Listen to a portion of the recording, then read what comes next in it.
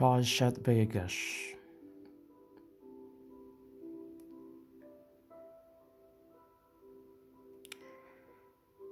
Erev Shabbat, 3rd of January 2025.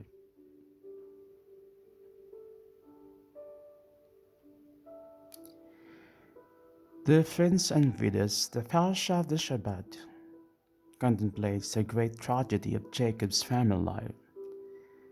The preferences and jealousy among Jacob's sons resulted in the sale of one of his brothers, Joseph, into Egypt.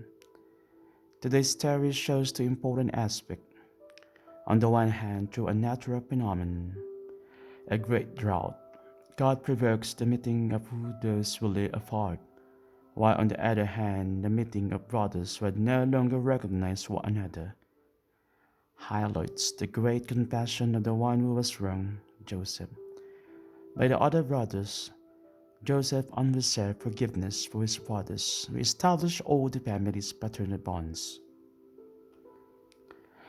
Any attempts to replace the Jewish commentaries on the Torah with other commentaries would be unwise, as well as a missed opportunity to let oneself be enriched.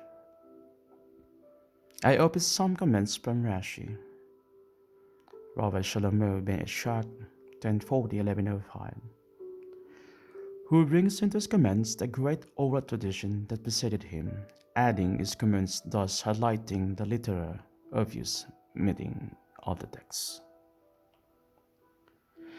Just to taste a little of the richness of his comments, and which also cover this parish of Genesis 45-12, it says, "You can see for yourselves, and so can my brother Benjamin, that it is really I who am speaking to you."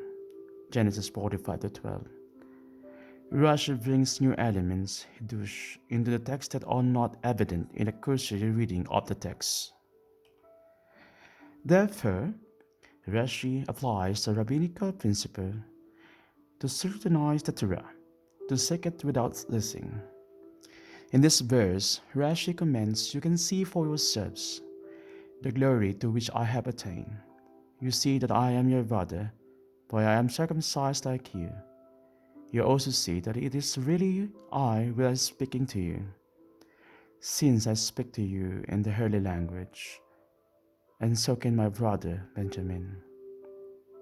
After having mentioned them separately, he places them all on the same plane of equality, as if to say, "Just as I have not hated on my part against Benjamin, since he had no fault in my sale, so I have no hatred in my heart against you." Here Rashi quotes Michela 16b. In another verse we can see Rashi's humanity.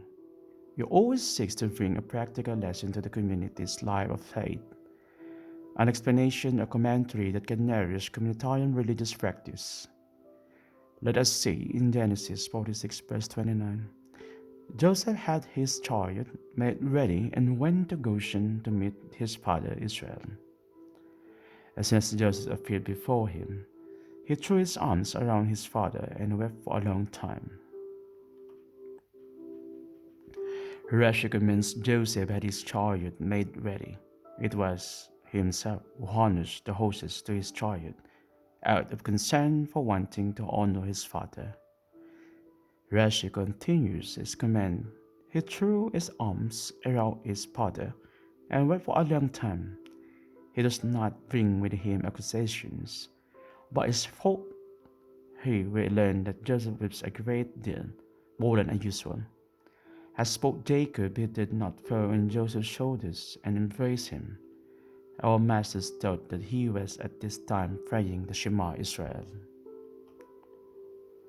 I add a final quote from Rashi commentary on the following verse 46-30. Israel said to Joseph, "Now I am ready to die, since I have seen for myself that you are still alive."